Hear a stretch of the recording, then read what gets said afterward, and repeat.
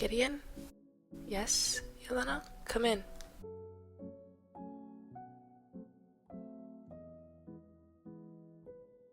Excuse my barging in, but you can't possibly be thinking of doing this. What? Changing while you're in the room? No. Well, yes, but no, I have a brother, you know. I didn't know. That's not the point. I mean, entering this bargain. Of catching fish? He said they catch fish differently here. He knows who we are. He's asking you to change. Our lives are on the line. Need I say more? Exactly. Our lives are on the line. It leaves no other choice. You're supposed to be the rational one, Gideon Thorne. I am being perfectly rational right now. How exactly? If we are to die either way, we may as well get a say in how we go, don't you think? We'll get out of here. Together. I promise. Which here are we talking about? Here or here? Both. You know you can turn around, right? I can't. Is something stopping you? Yes, you being undressed. Need I remind you, we're married? By magical technicality! Wait, you're a knight? Yes, I believe I told you that I was one. Yeah, in the real world. We're still in the real world. You know, there always was something familiar about you. Was there? Yes.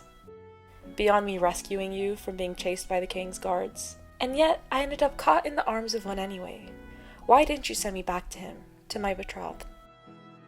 Because I know what it's like to live a life where your choice is ripped away from you.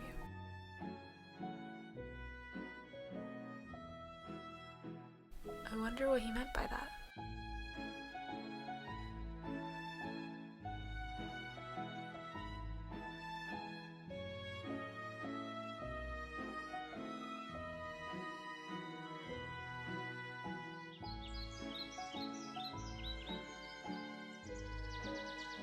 It took you guys long enough.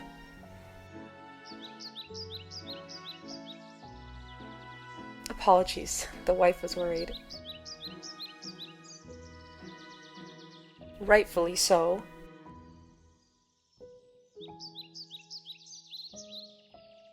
You're getting a little too comfortable with our marriage. I completely understand. There's no need to be embarrassed, friends. However, you've got quite a bit of an audience now. Huh? Where?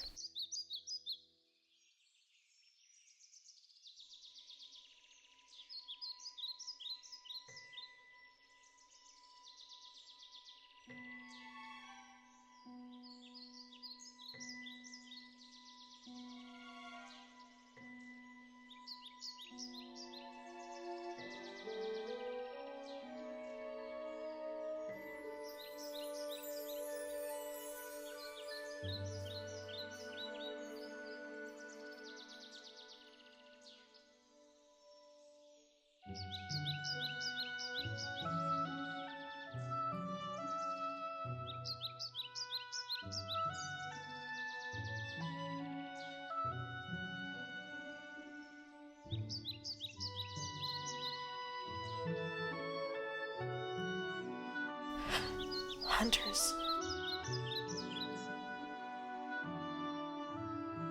Don't worry, they know the rules of the game.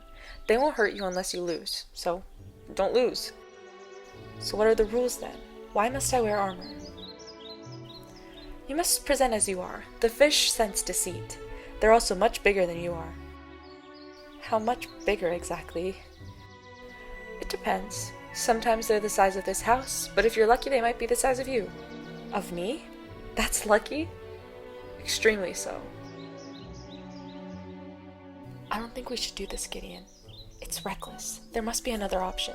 We should just turn and run. And get how far? Past that line of trees, perhaps? I'm no more reckless than you.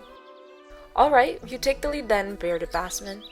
I thought you'd never ask. The rules are simple, but don't be deceived. I didn't receive my name for no reason. This pond may be small and I may be old. You may be a knight and that princess your wife. But I've been set on your path to make sure you don't get much farther than this. Everything in this trial is strange, operating under an even stranger magic. Something ancient lives within this earth, this very forest you find yourself surrounded by. For thousands of years, I've seen princess after princess, prince after prince, united as they brave this both charted and uncharted landscape. Most of them survive. Only once did they not. But they've always known each other, had been married prior to entering, and were made of royal blood. You're not supposed to be here, Gideon Thorn. I don't think this is the first time you're hearing this, but I can assure you that it also won't be your last. Set her free, and perhaps she'll live.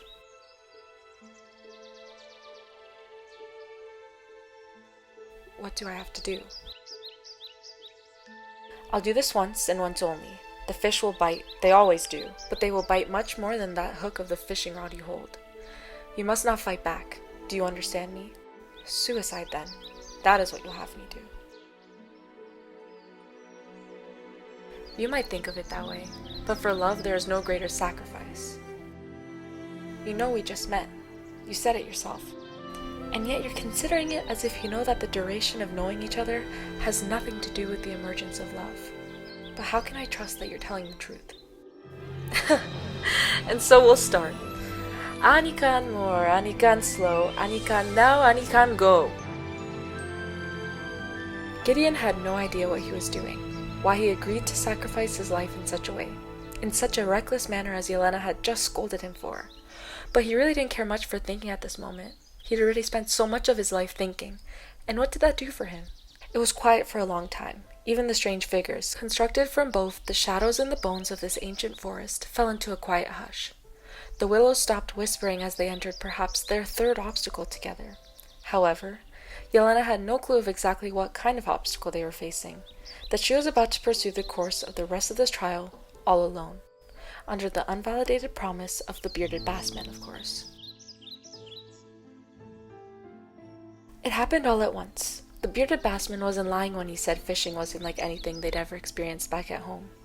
In the real world, as Yelena called it, whatever it was, the shadow beneath the water was no mere guppy. And when it took its first bite, it was not that it was caught on the hook, but rather that Gideon was caught by his fishing rod. As it jumped out of the water, mouth drooling over its first look at its next meal, Yelena ran faster than she ever thought possible. Gideon! Back away, princess. Better yet, close your eyes. You've absolutely lost your mind. Let me help you, you fool. The bearded bassman looked over from his own struggling position beside the thorn in his veil, not knowing if he should frown or if he might fold over, cackling with triumph, because he knew with absolute certainty that they were dead either way. They were dead the moment they chose to walk alone. A contradiction that. Gideon may have thought that he was helping her when he agreed to trade his life for her freedom, and Yelena may have thought she was helping him when she crawled through his arms and put her hands over his on the flimsy little fishing rod. But all they were doing was setting off on diverging paths that did not lead to oneness, but to separation. Let go, Yelena, you don't understand. There is nothing to understand, Gideon Thorn, beyond you being a heedless gump. We do this together or not at all. But what they did not seem to notice is that the whispering started again. In fact, it was growing louder and louder by the second, pounding with life like a heartbeat. Wherever they were, whether it was the real world or a fantasy by the name of the trial, something greater intervened, something that usually doesn't get involved until the end, but when it does join, any rules, rituals, or genuinely made promises seem to stop existing altogether.